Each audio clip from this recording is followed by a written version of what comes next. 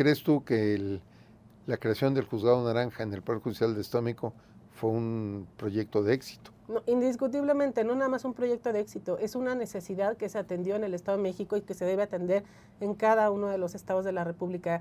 Es una buena práctica que se debe replicar en todos los estados de la República. Archivos de Justicia. Con Ricardo Sodi. Hola, ¿qué tal? Bienvenidos a una emisión más de Archivos de Justicia. Yo soy Ricardo Sodi y hoy los invito a que platiquemos sobre cómo combatir la violencia familiar. En el Estado de México creamos el Juzgado en Línea, especializado en materia de violencia familiar y de protección de niñas, niños y adolescentes. Esta fue una innovación del Poder Judicial del Estado de México que nació como respuesta a las exigencias de leyes y reformas tanto nacionales e internacionales. En lo internacional, la Convención Interamericana para prevenir, sancionar y erradicar la violencia contra la mujer, y en las nacionales para el acceso a las personas a una vida libre de violencia a través de una visión humanista. Fue creado en noviembre de 2021 precisamente para salvaguardar la integridad de mujeres, niñas y niños, principalmente, aunque también se atendió a adultos mayores, garantizando un auténtico acceso a la justicia y evitando que la violencia escale a niveles feminicidas, homicidas o de lesiones. Desde luego todo esto se logra a través de medidas de protección que dicta un juez que trabaja 24 horas, 7 días de la semana, en menos de 4 horas, dicta las medidas que después son obviamente revisadas y sancionadas por un juez, pero ya habiendo superado la emergencia. Recordemos que los temas de violencia familiar, si no se controlan en un principio, escalan y se vuelven insostenibles, incontrolables, con consecuencias mucho más graves. Sobre todo cuando hay sustracción de menores o cuando hay maltrato físico o violencia que puede llegar inclusive al feminicidio o al homicidio. Se trata de evitar que la violencia escale y con esto controlar este fenómeno que ha crecido en los últimos tiempos en nuestra República Mexicana. En el Estado de México particularmente encontramos que eran cifras que eran poco conocidas, estaban ocultas. Cuando se instaló este Juzgado Naranja, como se conoce coloquialmente, empezamos a recibir las denuncias y cuando dejé de ser presidente del tribunal el 7 de enero de 2025, habíamos otorgado más de 10,000 medidas de protección. Es decir, la cifra iba creciendo. No sabemos todavía cuál sea el tope, el culmen de esa cifra, y a partir de ahí podremos medir si la política pública que se desarrolló con este Juzgado Naranja ha sido efectiva y ha disminuido la incidencia de la violencia familiar, por lo menos en los hogares del Estado de México. Esta práctica de los Juzgados Naranja fue copiada, inclusive colaboramos con varios estados de la República para llevar esta práctica a los tribunales de justicia de diversas entidades del país. Compartimos nuestra experiencia, nuestro programa operativo, nuestro modelo de gestión y desde luego los esquemas de capacitación, porque no solamente se capacita al personal judicial, sino que también se tiene que capacitar a las policías municipales, a la policía estatal, a los operadores del DIF municipal, a las autoridades municipales encargadas de combatir la violencia de género y la violencia familiar y también desde luego a las autoridades del Ministerio Público, a las autoridades ministeriales, tanto policías ministeriales como agentes del Ministerio Público. Todo este esfuerzo se enmarcó dentro de una política pública creada a partir de una iniciativa del Poder Judicial del Estado de México que ha tenido resultados muy exitosos. Pero para hablar de un caso real, de una medida que se aplicó en la realidad de un caso de éxito, tenemos a Patricia Talavera. Bienvenida, Patricia. Hola. Me da mucho gusto estar contigo. Muchísimas gracias, igualmente. Y si eres tan amable de platicarnos cómo entraste en contacto con el Juzgado Naranja del Estado de México. Claro que sí. Yo al Juzgado Naranja del Estado de México le debo el hoy tener a mi hijo. Mi hijo tiene 8 años.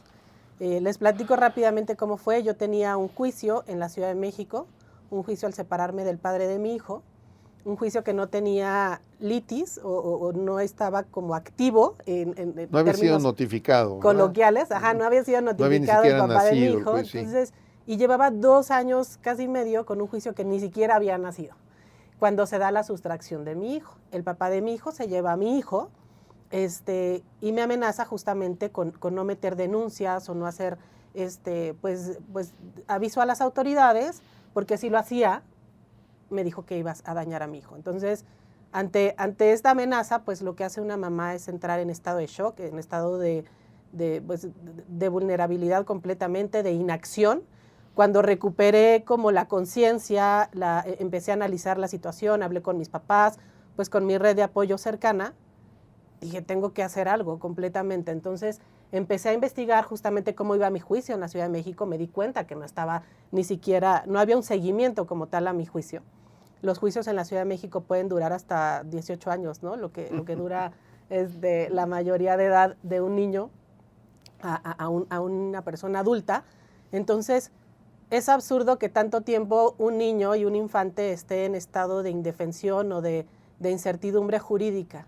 Es fundamental que los niños tengan esta certeza jurídica para que puedan tener pleno goce de sus derechos, pleno goce de los derechos humanos, del derecho a la maternidad, del derecho inclusive a la paternidad también, ¿no? En los casos. Entonces, en mi caso fue muy frustrante darme cuenta que yo no había avanzado nada en mi juicio. Me di cuenta que mi hijo estaba en el Estado de México gracias a investigadores y yo me fui a vivir con una amiga al Estado de México. Entonces, descubrí que existía este juzgado naranja porque fui a Toluca, estaban de vacaciones los juzgados, todo esto fue en diciembre, en época decembrina, en donde todo el mundo está en vacaciones. ¿De qué año? ¿De qué año? Del 2022. 2022. Llevaba yo creo que el juzgado naranja un año. Un año. ¿No? Noviembre del 2021, pues llevaba un año operando. Al encontrarme yo tantas puertas cerradas en la Ciudad de México, porque yo iba a hablar con los jueces, revictimización en muchos sentidos, o sea, cosas que me decían como, si lloras te vamos a mandar al psiquiatra y no te vamos a poder ayudar, ¿no? Palabras de jueces. ¿Para qué quieres un hijo? Porque tú estás joven, puedes tener otro hijo, ¿no? Palabras de secretarios de acuerdos. ¿Para qué quieres recuperar a tu hijo? Pues es su papá, deja que conviva con él.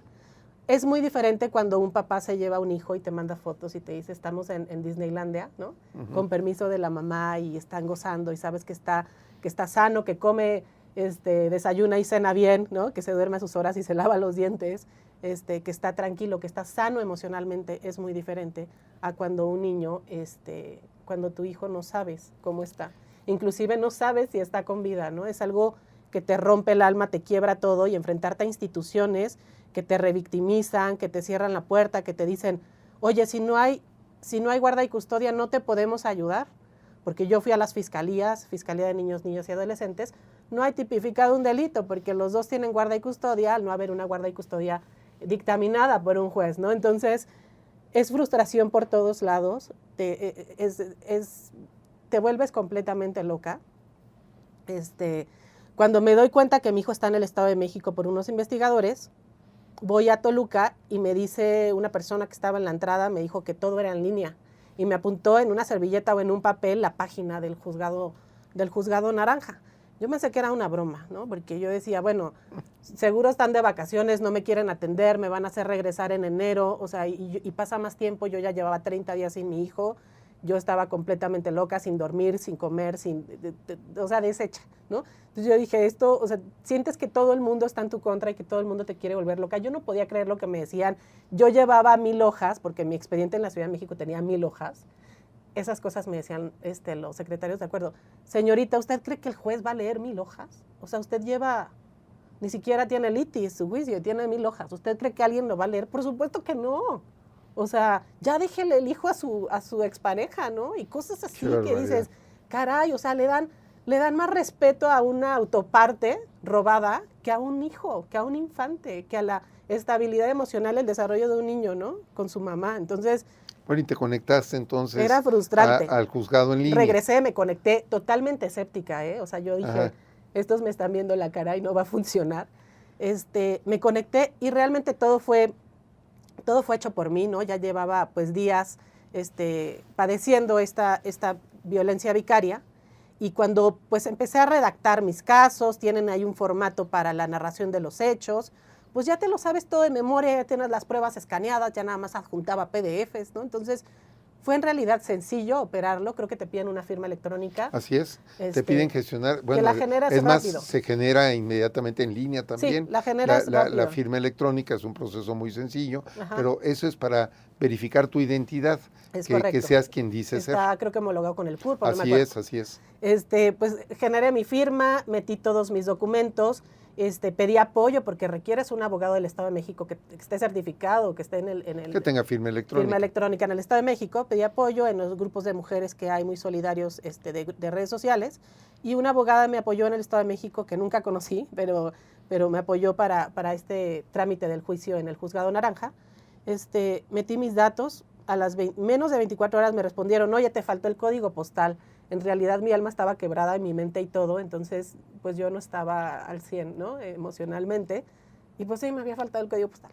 Pues pongo el código postal y no pasaron 24 horas, yo tuve una sentencia, se le llama guarda y custodia provisional, como a las 3 de la mañana, en menos de 24 horas que ya había ingresado todos mis datos, digamos apropiadamente, como a las 3 de la mañana.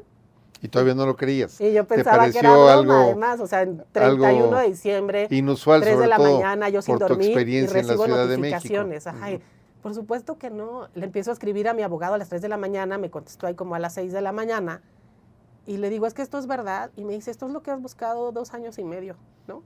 ¿Y en el Estado de México lo obtuviste en cuánto tiempo? Y aquí lo tienes, háblale a tu abogada del Estado de México y diles que operen la acción, ¿no? Porque ahí era guarda y custodia provisional, recuperación del menor con uso de fuerza policial, acompañamiento policía de género, que son unas policías mujeres que te apoyan justamente para esta estabilidad emocional en el momento de crisis y de la recuperación. Entonces, pues yo ya tenía el documento que me daba autorización para ejercer mis derechos y poder maternar en paz, ¿no? Entonces, yo no podía creerlo, me decían, te tienes que esperar hasta que te hable el notificador. Bueno, esas horas se me hicieron eternas, o sea, de las 3 de la mañana a las 9 que me habló, o sea, para mí pasaron otros 6 meses, ¿no?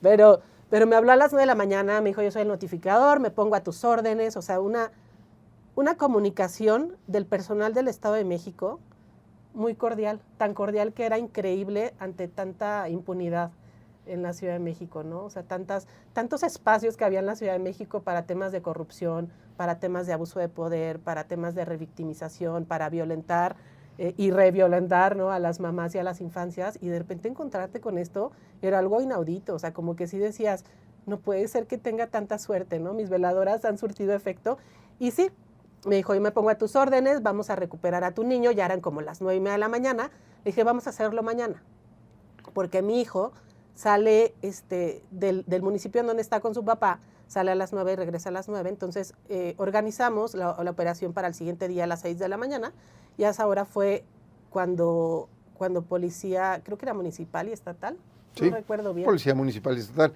porque hacíamos convenios de colaboración con la Policía Municipal y con la estatal, y el Poder Judicial los capacitaba. Y con la de género también. Exactamente, precisamente para tener toda la política pública integrada, porque debe haber ese espacio de comunicación entre el Poder Judicial y el Poder Ejecutivo y los municipios para poder operar esto de manera rápida. Voluntad y coordinación. Así o sea, es. sí, yo llegué, pedí apoyo con mi notificador y todo en el MP, y salían, y yo me sentía como respaldada. Yo iba con muchas camionetas, ¿no? Con personas inclusive armadas, y fuimos a recuperar a mi hijo. Esto fue a las 6 de la mañana. A mí me lo entregaron como a las 9:30 o 10 de la mañana. Me lo entregó su papá, y yo lo recibí, me fui al aeropuerto y me fui te da como un delirio de persecución y piensas que te lo van a volver a quitar. Entonces yo sentía que me lo iban a quitar y yo me fui a esconder a una playa. Yo pensaba que me lo querían volver a quitar todos y yo no podía creer que ya lo había recuperado. Entonces pues me tomé un espacio para aprovecharlo, para estar con él unos días, sanar emocionalmente. Mi hijo estaba muy afectado emocionalmente, claro. Tomó terapias. Como 1 año tomó terapias justamente por la afectación del miedo, de sentirse encerrado en una casa con su papá, porque su papá sabía que yo lo estaba buscando y le decía, no salgas de aquí, se iba a trabajar, lo dejaba encerrado, ¿no?, a los 4 años. Y el problema se resolvió porque te devolvieron a tu hijo y la medida provisional surtió sus efectos y de manera rápida y eficiente, ¿verdad?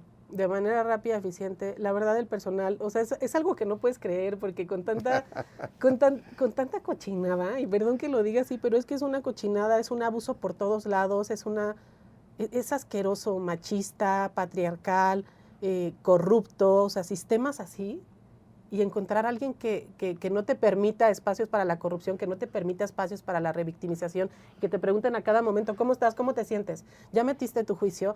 ¿Tuviste problema para subir tus archivos? ¿Te encuentras tienes medidas de protección? Si necesitas algo, llama a este número.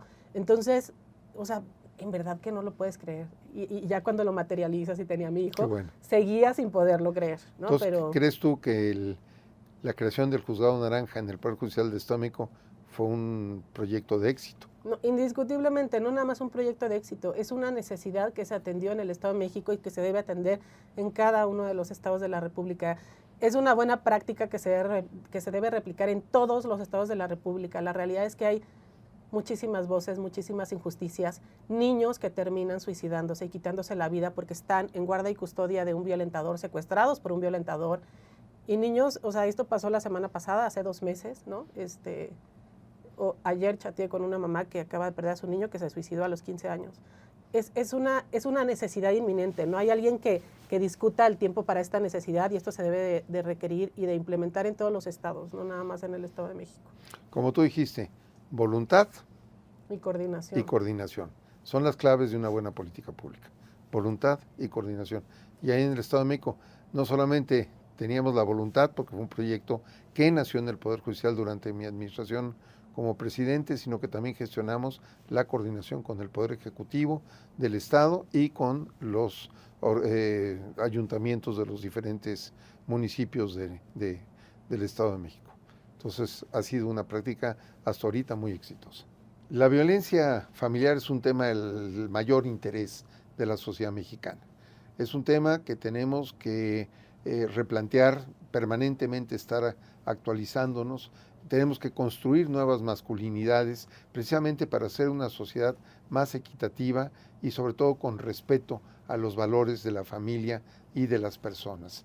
Sin duda, la creación del Juzgado Naranja contra la Violencia Familiar, como su nombre lo indica, es un nombre muy largo, juzgado en línea para combatir la violencia familiar y contra niñas, niños y adolescentes del Poder Judicial del Estado de México, fue un caso de éxito, un caso que incluso se ha exportado a otros estados de la República, un modelo que se ha exportado con éxito a otros estados de la República.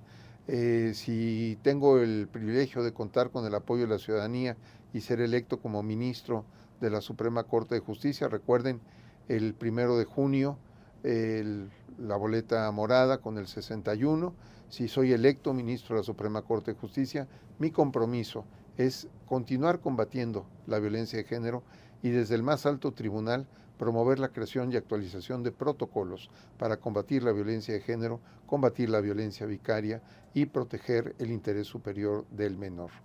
Estoy seguro que con el compromiso de todas y todos los ciudadanos, de todas y todos los mexicanos, podemos construir un poder judicial sólido, creativo, propositivo y sobre todo eficiente. Muchas gracias por escuchar Archivos de Justicia. Nos vemos en el próximo episodio. En la boleta morada 61 Sodi 61 para ministro.